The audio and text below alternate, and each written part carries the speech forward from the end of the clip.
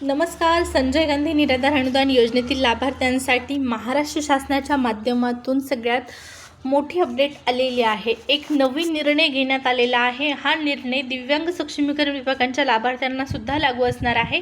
त्याचबरोबर इतर लाभार्थी या योजनेतील विधवा महिला भगिनी असतील, वृद्धपाकाळ योजनेचे लाभार्थी असतील किंवा श्रावणबाळ योजनेचे लाभार्थी असतील, या दोन्ही विभागांच्या सर्व लाभार्थ्यांसाठी अत्यंत महत्त्वाचा निर्णय जो घेण्यात आलेला आहे तो तुम्हाला जाणून घेणं तितकंच गरजेचं आहे. त्यामुळे व्हिडिओला स्किप न करता शेवटपर्यंत पहा. सोबतच एक विनंती आहे, जर तुम्ही प्रथम व्हिडिओ पाहत असाल, पहिल्यांदा चॅनलवर आला असाल तर सबस्क्राईब करून ठेवा चॅनल, जेणेकरून या योजनेच्या सर्व नवीन आणि महत्त्वपूर्ण अपडेट, महत्त्वपूर्ण निर्णय तुम्हाला वेळेवर जाणून घेण्यासाठी नक्कीच मदत होईल.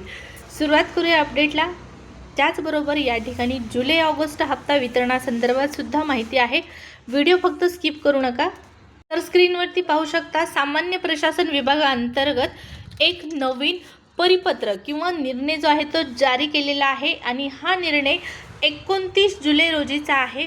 महाराष्ट्र शासनाच्या सामान्य प्रशासन विभागाअंतर्गत प्रसिद्ध करण्यात आलेला. आता यामध्ये नेमकं काय म्हटलेलं आहे हे अगोदर आपण जाणून घेऊया. त्याचबरोबर जुलै ऑगस्ट वितरण कधीपर्यंत केलं जाणार आहे त्या संदर्भातली सुद्धा माहिती आहे. तर महाराष्ट्र नागरी सेवा वर्तणूक नियम 1979च्या नियम 3 मध्ये प्रत्येक शासकीय कर्मचाऱ्याने नेहमीच कर्तव्यपरायणता ठेवावी आणि शासकीय कर्मचाऱ्याला अशोभनीय ठरेल अशी कोणतीही गोष्ट करता कामा नये. त्याचबरोबर स्पष्ट उल्लेख केलेला आहे. त्याचप्रमाणे महाराष्ट्र नागरी सेवेच्या सर्वसाधारण शर्ती नियम 1981 मधील नियम 34 अन्वये कोणत्याही प्रकरणी अन्यथा स्पष्टपणे तरतूद केली नसेल तर शासकीय कर्मचाऱ्याचा संपूर्ण वेळ शासनाच्या सेवेसाठी असतो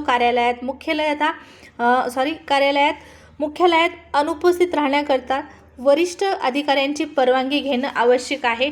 आणि जर अशा पद्धतीने परवानगी न घेता अधिकारी अनुपस्थित असतील तर त्यांच्यावरती शासकीय कार्यवाही करण्यात येईल. अशा पद्धतीच्या स्पष्टपणे सूचना या परिपत्रकामध्ये देण्यात आलेल्या आहेत. आता आपण पाहिलेलं आहे, या योजनेतील निराधार लाभार्थ्यांपैकी विधवा महिला भगिनी असतील, वृद्धपाकाळ योजनेचे लाभार्थी असतील, माझे दिव्यांग बांधव असतील, या सर्व लाभार्थ्यांना वारंवार छोट्याशा कारणासाठी तहसील कार्यालय असेल किंवा इतर ठिकाणी जावं लागत आहे.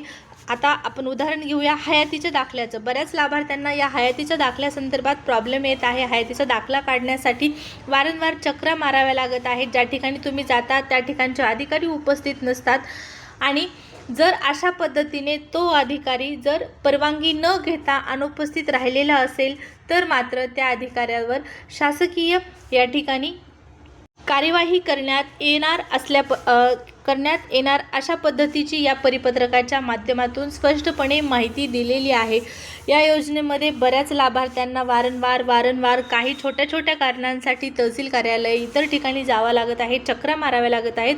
परंतु त्यांचं काम एका चक्रामध्ये किंवा एकाच फेरीमध्ये होत नाही असं आपण बऱ्याच वेळा पाहिलेलं आहे. आणि त्या बऱ्याच वेळा असंही झालेलं आहे की आपण जातो किंवा या लाभार्थ्यांपैकी निराधार लाभार्थी तहसील कार्यालयामध्ये जातात, पण तहसील कार्यालयामध्ये ज्या व्यक्तीकडे तुमचं काम असतो ती व्यक्तीच त्या ठिकाणी हजर नसते आणि त्या व्यक्तीने जर परवानगी न घेता अनुपस्थित असेल किंवा कार्यालयात उपस्थित नसेल तर मात्र अशा पद्धतीचे निर्णय राज्य सरकारच्या माध्यमातून जे घेण्यात आलेले आहेत ते नक्कीच महत्त्वपूर्ण ठरणार आहेत या लाभार्थ्यांसाठी.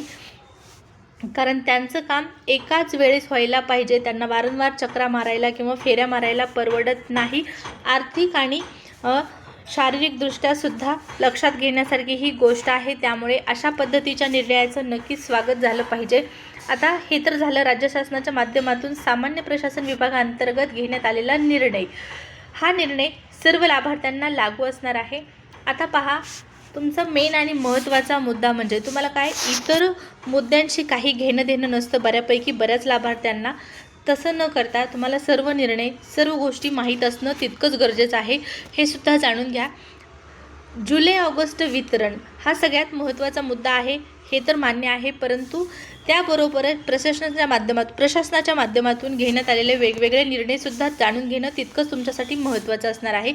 जुलै ऑगस्ट हप्ता वितरण कधी होणार तर पहा, दिव्यांग लाभार्थ्यांसाठीचा GR आलेला आहे, निधी मंजूर झालेला आहे. आता फक्त काय बाकी आहे, DBT प्रोसेस होणं बाकी आहे.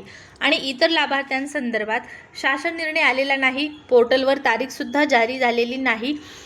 मग त्यांना कधी वितरण केलं जाईल, तर मागच्या वेळेस ज्या पद्धतीने झालं होतं की ऑन द स्पॉट लाभार्थ्यांना वितरण सुरू झालं होतं, त्याच पद्धतीने या महिन्यातसुद्धा होण्याची शक्यता आहे. कारण पोर्टल अपडेटचं काम आणखीनही सुरूच असल्याची माहिती मिळत आहे. अचानकपणे पोर्टल सुरू होईल आणि लाभार्थ्यांच्या खात्यामध्ये हे वितरण केलं जाईल. साधारणपणे 5 तारखेच्या आसपास हे वितरण होण्याची शक्यता आहे. आज तर हे वितरण होणार नाही, रविवार असल्याकारणाने उद्यापासून या प्रक्रियेला सुरुवात होण्याची शक्यता आहे आणि 5 तारखेच्या आसपास हे वितरण किंवा 5 तारखेपर्यंत हे अनुदान तुमच्या खात्यामध्ये जमा करण्यात येईल अशी शक्यता आहे. त्या अगोदर जर वितरणाला सुरुवात झाली, मेसेज आला किंवा काही ऑफिशियल अपडेट आली की तात्काळ कळवेल. त्यासाठी सबस्क्राईब करायला विसरू नका. व्हिडिओ आणि माहिती आवडली असेल तर लाईकसुद्धा करा. धन्यवाद.